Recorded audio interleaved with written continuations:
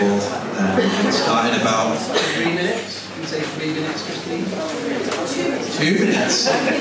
Taskmaster. And Tim over there just said to me, break a leg. So, should be saying that to me. I lost it.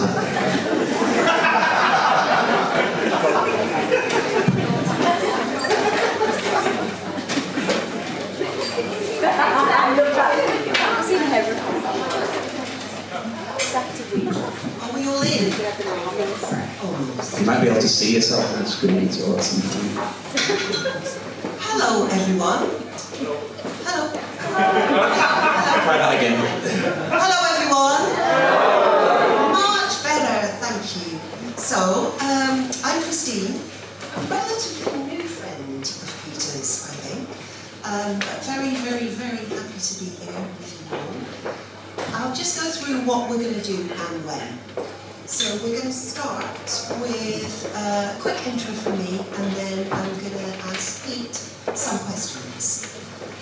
Then we're going to do 4 readings. Pete is going to do 3 of them. And then his friend Tom, he actually said, my best friend Tom. But I said, won't that offend people in the room? And he said, no. So his best friend Tom is going to do the 4th reading. Sorry to all his other best friends. Then we're going to have a break for 15 or 20 minutes, in which time every single one of you, even if you're in a couple, are going to buy Pete's book. I don't actually know why you're laughing, because that's true. And, moreover, Pete is going to sign it, because I marched straight to Harry did I not, didn't I, and said I'd like to buy a book, and I went to the inside page looking for it to be signed, and it wasn't. So I refused to purchase said book, marched up to Pete and said, why hasn't it been signed? And he said, slightly on the back foot, 1 foot, I am going to do that. I am going to do that in the break and afterwards. So rest assured, please, please, please buy one. I will be searching your bags. And then after the break, there will be, which Pete will introduce 3 acoustic sets that mean a lot to Pete, that will be beautifully poignant, and he will explain why. Can't wait for that. And then he'll do a wrap-up, at which point we'll all stay and Pete will sign your books. So that's what will happen when. So just a bit about me and how I know Pete. I met him, actually, at Blackburn Rovers. My granddad used to play for Blackburn Rovers, and I hadn't been for honestly 30 years. And a mutual friend, who's a journalist called Michael Taylor, who's in Australia, or would be here tonight, said, I just split up from a long, long-term relationship, and I think he was trying to cheer me up by taking me to the Rovers. He was like, come to the Rovers with me, come to the Rovers with me. So we went on this biblical storm day. They were playing Huddersfield Town, and honestly, we had to park 4 miles away, walk in the rain. But I loved it all. I loved every last minute, because I love those things, when you're walking somewhere and there's thousands of other people all going to somewhere for the same purpose. So I was super happy, absolutely drenched, and Michael said to me, we're sat in the Riverside stand. I really wanted to sit in the Jack Walker stand, so I was a bit put out. But he said, in front of us, this really nice bloke called Pete. So Pete turned around, never met him before, maybe 3 years ago, and he just, honestly, I know people, he just radiated warmth and kindness and humanity. I just felt it from him. Even though I was all soggy and wet and the hymn started playing and it was packed, and I thought to myself then, us two are going to be friends, our paths are going to cross. We stayed connected on social media, and then about a month ago, 6 weeks ago, he asked me to do this. So I said to him, I've got to read the book, because I was thinking it might be a right shocker. So, you never know, I didn't know him that well. So he sent me me the manuscript, and I'm super busy, like we all are, and honestly, I read it in 48 hours. It's such an incredible book. It's full of joy, music, it's humble, it's funny, it's desperately sad. I cried 3 times. It's a very, very beautiful story, and with a happy ending, obviously. So I couldn't not do it. So thanks, Pete, for asking me. I've done lots of firsts in my life, so I've launched things all over the world, magazines, markets, parties, events, and I started with a really good friend, Manchester International Festival, which is all about world premieres. So this is a first for me, because I've never ever hosted a book launch before, and it's a joy that my first book launch is with Pete. And we're just going to start by, I'm going to sit down and I'm going to ask, oh, maybe I'll stand up actually. I'm going to ask him 5 or 6 questions that many of you sent in. There were so many questions came in, and we'd be here till tomorrow if I were to ask them all. So what we tried to do was pull out the themes of the questions and then just ask 6. So, okay with you? I'm going to begin. Give Christine a good hand. Thank you so much. Such an honour to have Christine.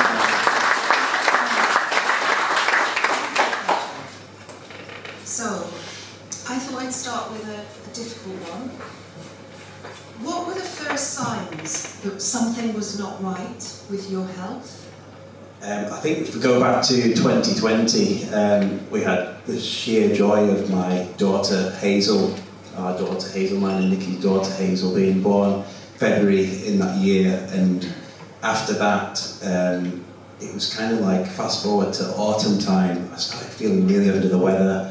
The world started falling apart in terms of COVID and lockdown and things. I had several COVID tests that all started coming back negative, and I just couldn't kind of understand why I was feeling so rough, but I carried on going to work and carry on to like October 2020, our band Inigo released our first LP, which was like a major achievement for us, like a boyhood dream to do that, press it onto vinyl, and still feeling quite rough but for many, many months. And then I think Christmas time I was at my in-laws and just started feeling really, really rough. In the end, 27th of December I think it was, I was in an ambulance, I was losing consciousness, and I remember just needing oxygen, I couldn't get my breath type thing, and it was really serious. And I think to think like Hazel, my daughter, was fast asleep in her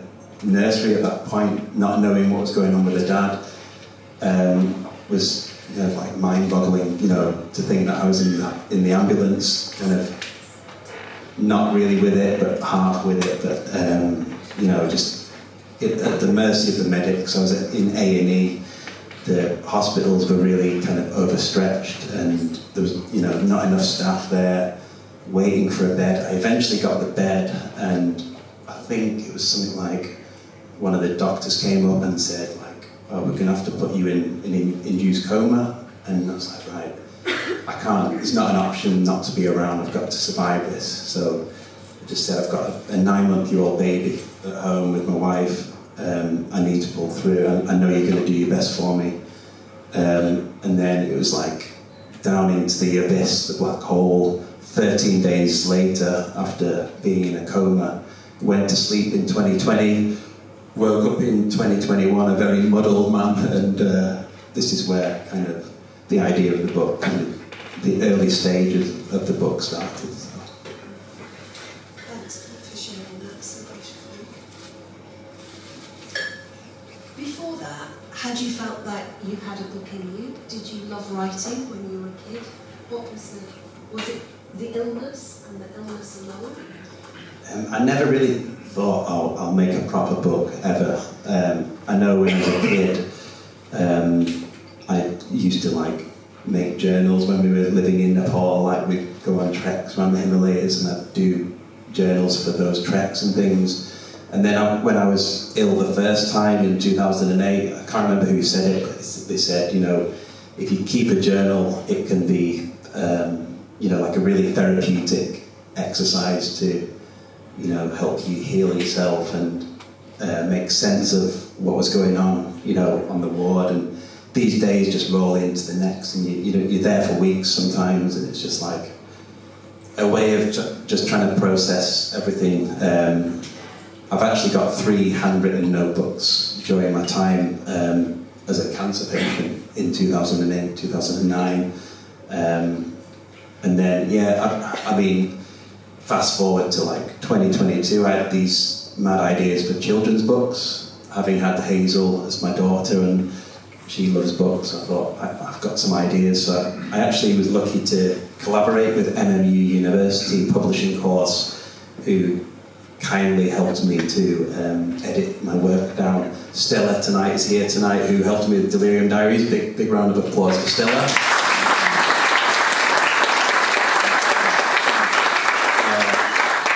So that was the children's book. So I've actually written 3 children's books that are yet to be illustrated, and my niece Leah has agreed to illustrate them. She's an amazing artist, but she's too busy kind of swanning around music festivals and going to house parties to bring them into life. So sort Leah out for that. But then, like, Delirium Diaries came about from a mad coincidence, meeting, if you like, at the Punch Bowl Inn in the Lake District. Nikki and I were, it was like post-lockdown, I'd come out of the coma, I was rehabilitating, and have I told anyone that I met Alan Partridge? Have I told you that story before? 3 times. Shall I tell you it again? Or? So it was like, Nikki said, Alan Partridge is over there. I said, shut the fuck up. No, he's not. No, he's not. He is. Alan Partridge is over there. I don't believe you. I went to the toilet and I'd seen Steve. It was actually Steve Coogan sat there. I was like, oh, one of my heroes, national treasure. There he is. Is he there? And unbeknownst to me, whilst I was in the bathroom, Nicky had gone over to his table with his partner and said, that I'd been unwell and I was a big fan and everything. And I came back and I could feel this presence. I could feel this presence to my right, and it was Steve Coogan. He just said, I believe you've not been very well, mate. And we started chatting for about 20 minutes, 25 minutes about music, Lake District, writing. And he said, you've been through an awful lot, you need to be writing about what you've been through. And it never occurred to me to turn these iPhone notes into a proper book. So it was Steve Coogan who advised me to do this, and here it is tonight. So. And who picked up the bill that night? Yeah, Steve Coogan paid for our bill. That's the best bit. Round of applause for Steve Coogan. So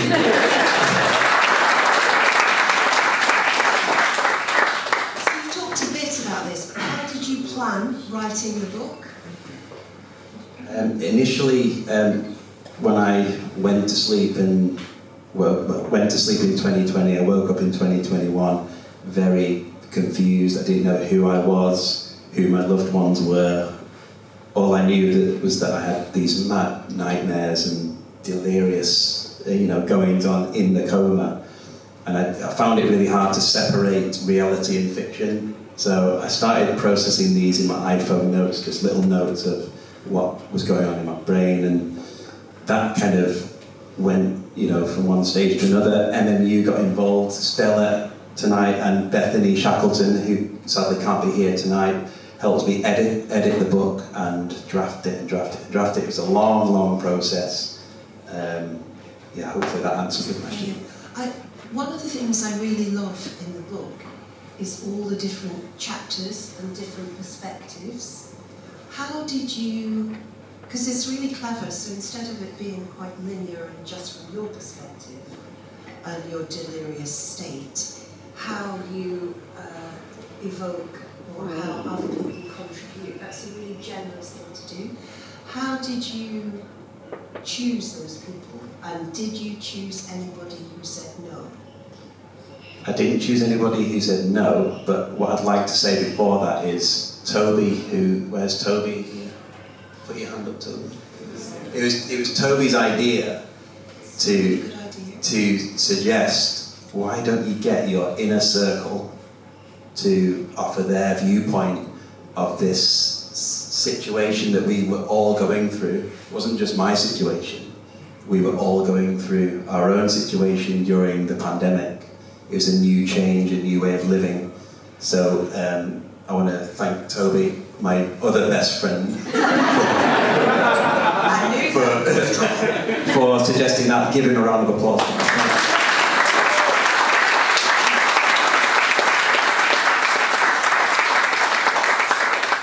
So yeah, the contributors, everybody said yes, thankfully. It would have been embarrassing if they didn't know why. But we would have named and shamed. Yeah. They're not here tonight, put it that way. No, but yeah, I think it offers a really nice dynamic to the book. Yeah,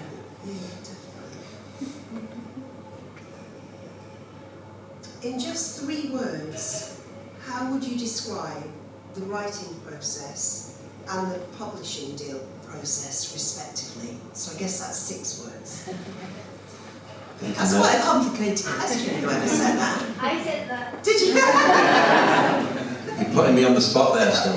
So let's do the first bit. How would you describe the writing process in 3 words? I think, for me, the writing process was a cathartic.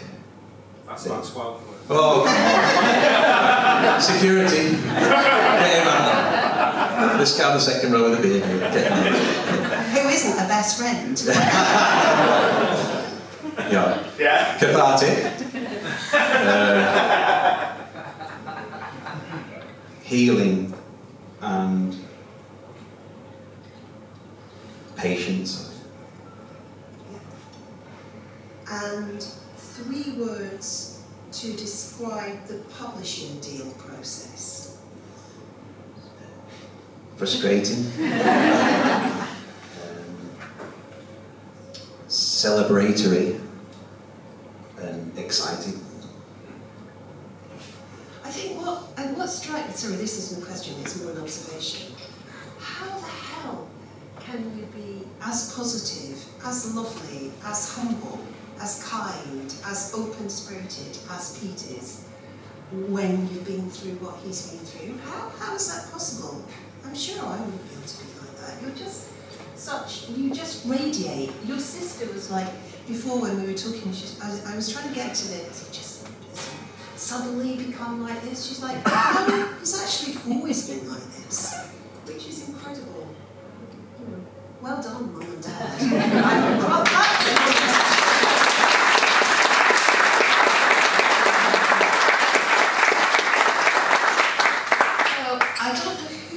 Asked this question, and I very much suspect they're not going to tell us. What's your favourite sausage? Why? And how many can you eat in one sitting? Before you answer, can you try and ascertain who did answer? Stand up, John. Stand up. Stand up now. Give him a round of applause.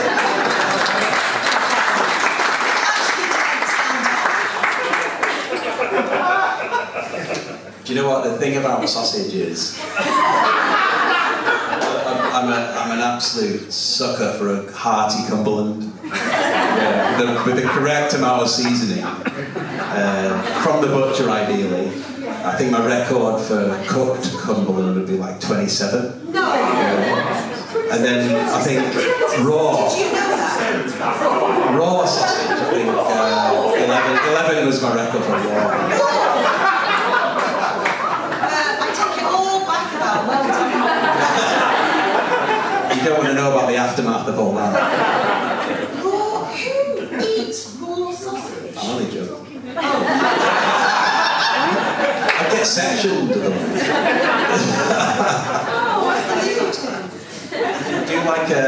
I do like a chorizo as well. You know, with the paprika notes and the involvement of garlic and that. You could probably put it in your pocket as well, I think. That's sort of more information than you need. Pocket meat, I think. Is that Bob Waterman? Pocket meat. The sausage diaries next. Sausage diaries. So, power of curiosity. Do you feel like your experience was a blessing or a curse? It's a heavy one. I think a little bit of both. I think it was a blessing in that I've come through and I'm here to be Hazel's father, and I'm here to be Nikki's husband, and I'm here to enjoy life and watch my football team do music, see music, and do all the things that I like to do. I think it was a curse in a way that, you know, survival comes at a cost, and this thing that screams for my attention called tinnitus keeps me awake at night quite a lot. So, in all honesty, it's a little bit of both of that. But the main thing is I'm so happy to be here, especially tonight. And the book's come out of this, so it was my intention to try and make something decent out of a pretty diabolical situation. Hopefully I've done that, and you're all part of it.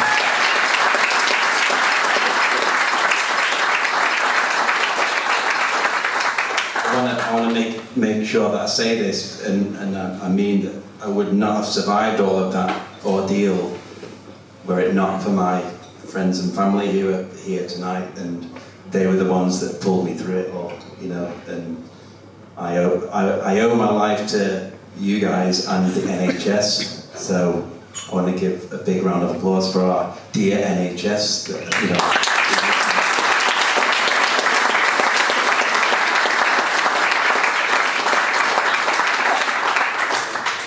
Pete, so that is all our questions. I think we're going to do the readings now. Are we?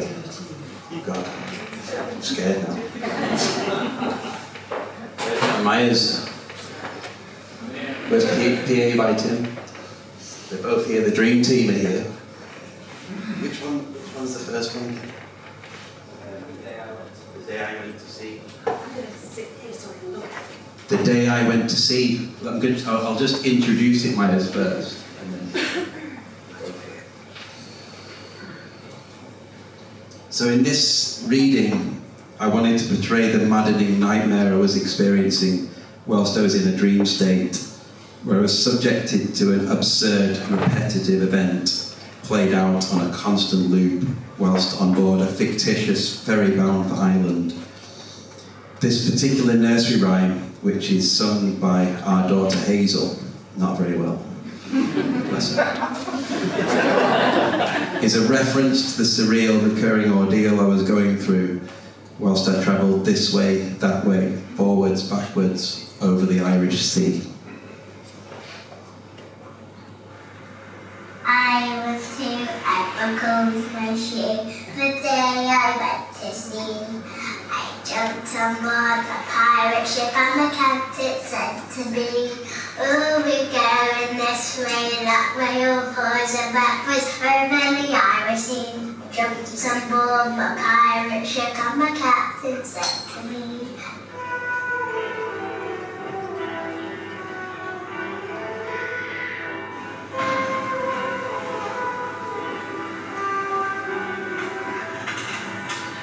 I am in my hospital bed again, no surprise there.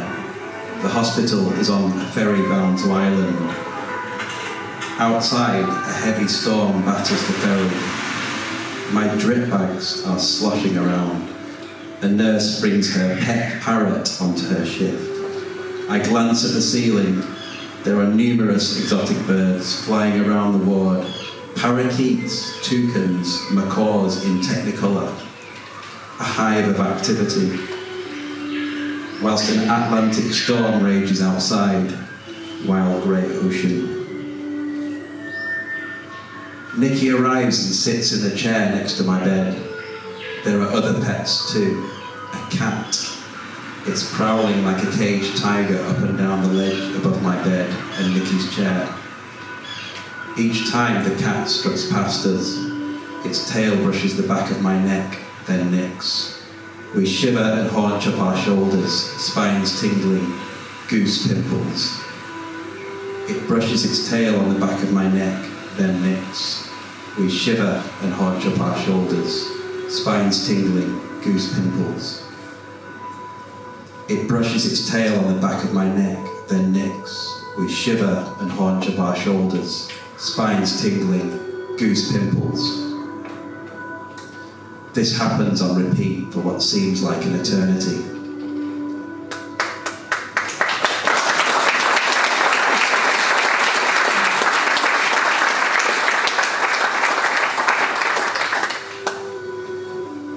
The next one I'm going to do is called Home, and this one is self-explanatory. I finally got out of the hospital after 3 very, very long weeks, so I was desperate to get home to my wife and daughter, and hopefully this will kind of explain and kind of portray what was going on at home during lockdown still in those early stages of 2021.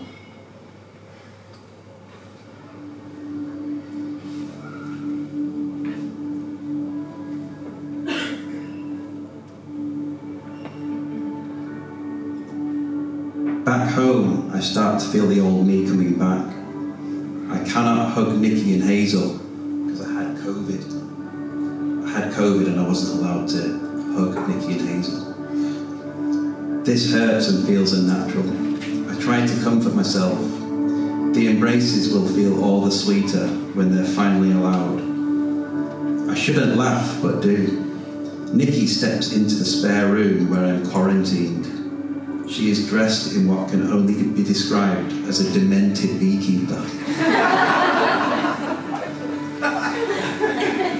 Decked out head to toe in PPE. Nikki is a saint for what she's had to endure, looking after a 9-month-old baby, whilst her husband flirts with death on a machine in hospital. She is a warrior.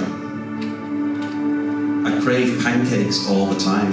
I crave junk food. I need 5 meals a day. I am 10 kg lighter. I am grateful for my parents who visit us from afar. They drop off delicious home-cooked meals, fish pies, curries, lasagna. I am in heaven after 3 weeks of hospital food. My parents' visits are strange affairs. They are more like doorstep deliveries. They deliver meals to Nikki across the threshold, their faces concealed by masks, keeping their distance. I've missed my mum and dad, and I hate that after weeks of solitude, I must wave down at them from the guest bedroom upstairs. I see them wrapped up in coats and scarves, stood outside in our garden in the cold. I feel warmth, but also sadness. Questions pop into my head like, what have they had to go through? Their youngest son gravely ill again. This time they've been forbidden to visit and given me support. Will this make us all stronger? Time will tell. These are strange days for our family, for families across the country, the world. We try and master the art of social distancing. When you're living in each other's pockets, that becomes almost impossible.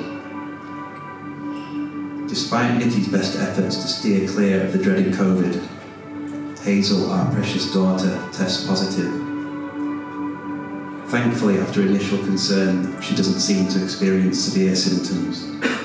Still, it is heartbreaking hearing her cough almost continuously for days. Her tiny lungs are working too hard. I feel personally responsible. I've been chewed up and spat out of hospital and back home to infect my family. We are, as Jim Morrison put it, riders on the storm. One day, we will look back at this episode of our lives and marvel at how strong we all were.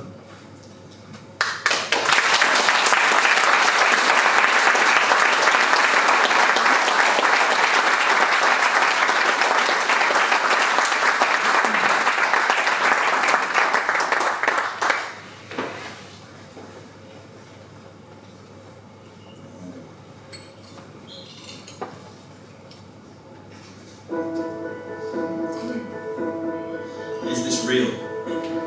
Is this actually happening? shouldn't be. An occurrence creeping up on you and telling you all about the brutal fragility of life in a one-up.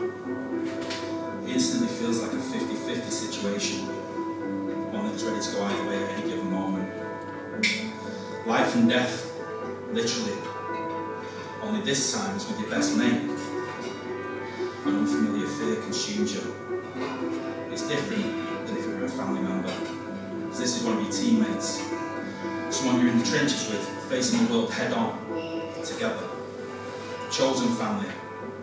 He's in trouble, so that means we are in trouble. The situation sinks in. The severity becomes clear. Hurtling downhill with nothing to grab onto.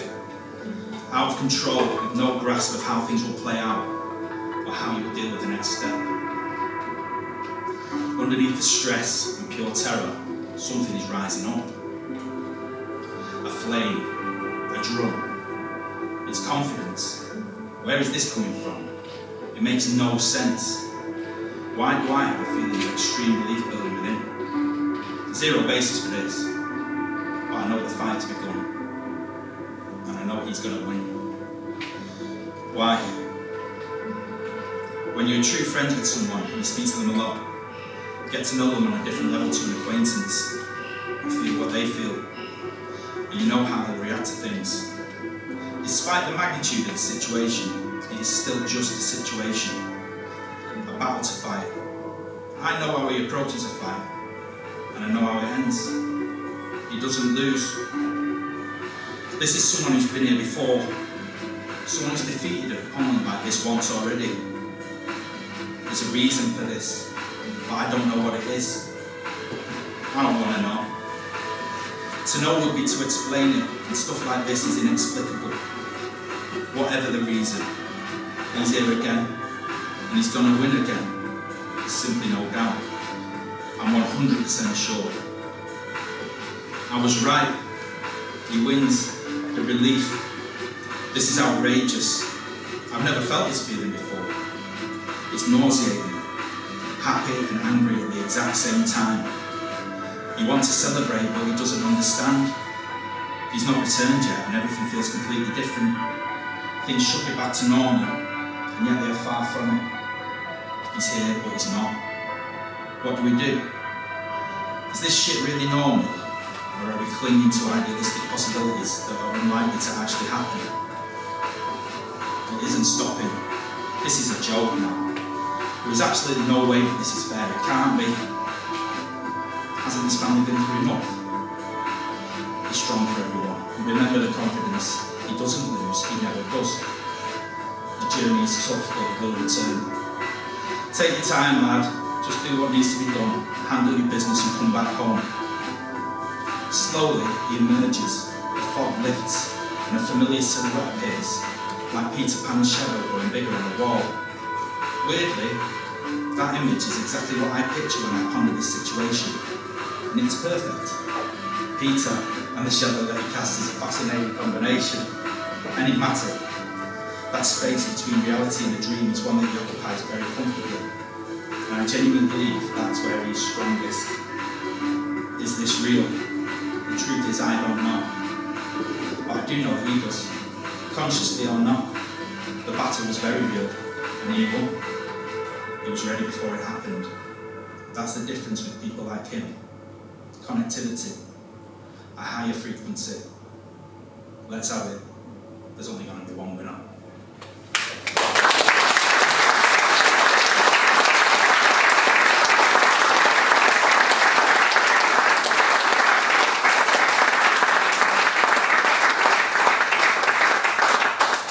Good job, mate. I wanted to say a quick word about the music that you're hearing tonight. It was basically a collaboration with a guy called Adam Peiser. I think a few of you know who Adam is. I think he's in Berlin at the moment, and he's very kindly created these soundscapes that you're listening to in order for us to read to, and I think they hopefully add quite a few bits. So this is the last reading that I'm going to do before our interval break. Oh no, we've got the artist video as well. So yeah, I'll do the final reading and then we'll do the artist video after that, and then we'll have the interval.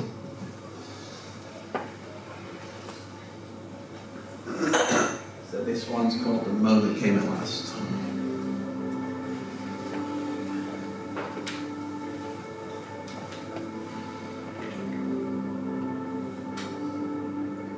Nurses arrive at my bed to inform me the ambulance is on its way to take me home. I feel an elation I have never experienced before. I would jump for joy if I had the energy.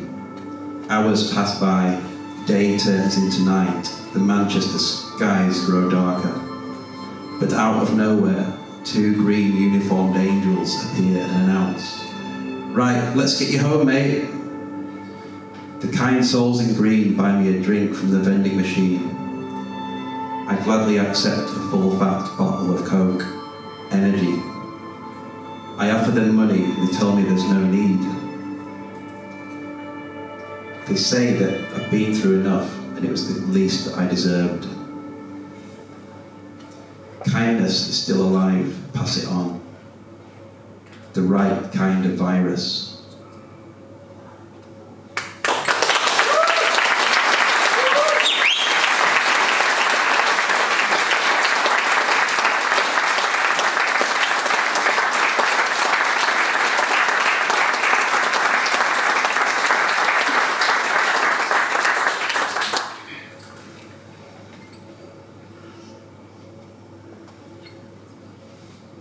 Final.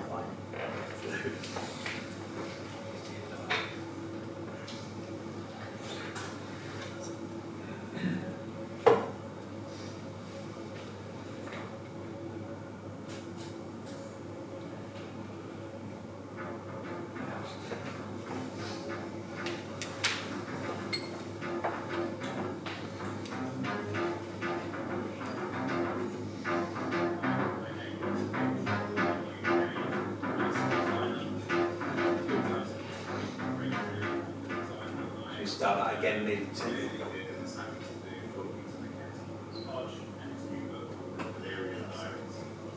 of the things that we were constantly discussing was this kind of number that we kept on kind of coming back to about he being in an induced coma and his time that he spent in hospital. I think it was 24 days. Many of the conversations revolved around that idea of 24, so I was thinking about how to kind of visualise those numbers and make a significant reference to them in the design.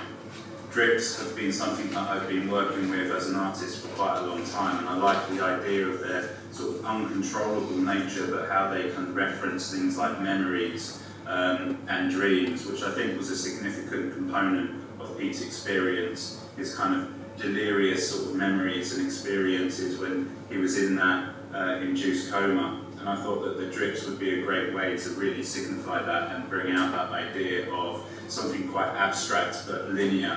And so I created 24 drips. I think that what was quite interesting is that there were layers to the conversation that I was having with Pete. And so I thought about cross-hatching them. You know, that idea of a visual representation of neural pathways connecting and crossing over each other to kind of cause that idea of being delirious that you can't quite make sense, although it's structured but in a kind of uncontrollable way. The colours were really important. At the time I remember Pete being a drummer in a band called Inigo, a Manchester-based band. You should check them out, they're amazing. And at the time we were looking at kind of designing some record covers, and I remember some of those samples being really bright in colour and really vibrant.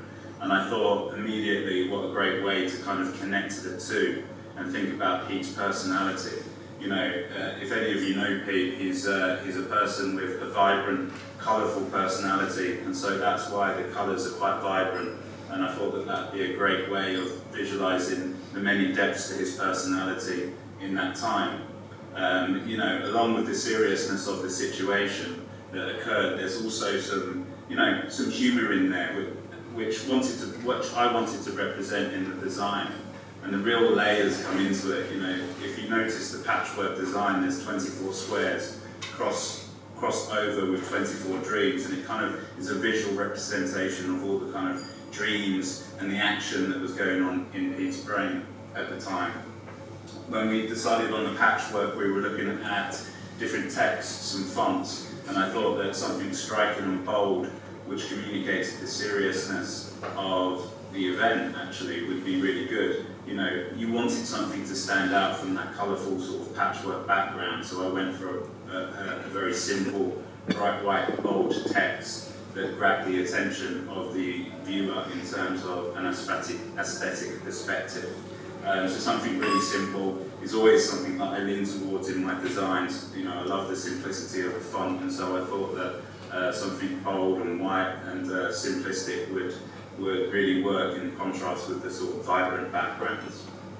We kind of moved on to that idea of having gaps in Pete's memories and how that would be represented in the design. And so I took a balanced approach from a compositional perspective and actually took blocks out, which kind of represents that idea of memory loss. Because Pete was mentioning in the process of our conversations that there are some things that he's just never going to get back. And I thought that that was an interesting and significant piece to put into the work. You know, along with that, it gave us the opportunity to kind of rethink about what could actually go into that window, if you like. And so we decided that, you know, one cube would be that kind of grayscale memories, that it's still going on but you're never going to remember. And then the other idea at the time was to kind of put a photo or something realistic or figurative and literal into the design. Originally the eye was intended to be a photo, but Pete, in his collaborative way, you know, commissioned an artist called Ashley Perigo to help actually illustrate the eye, which I think is wonderful because it kind of turns it into a much more collaborative piece. I love the grey scale of it. I love the idea of a window into Pete's soul, and I think that the eye really plays into that.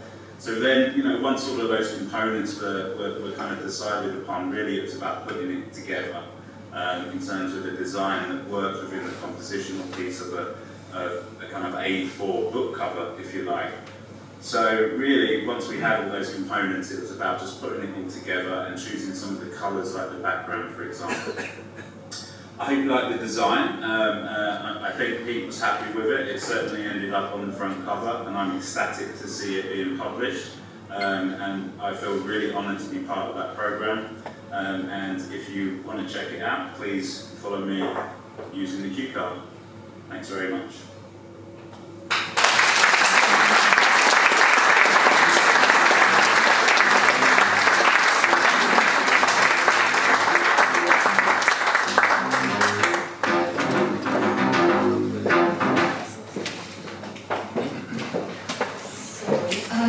Thank you, Pete, for all of that. You sort of put me to shame a bit. I've been an event organiser for 30 years, and I think he's better than me. Hard to admit, but he's thought of everything. Every little thing is thought out and effortless. Well done, you. It's a complete pleasure to be here. So we're going to have a break now for what, 20 minutes or something? About 20 minutes. Remember, Pete's going to sign all the books you're going to buy. And let's have another drink and all give Pete and his family a massive hug.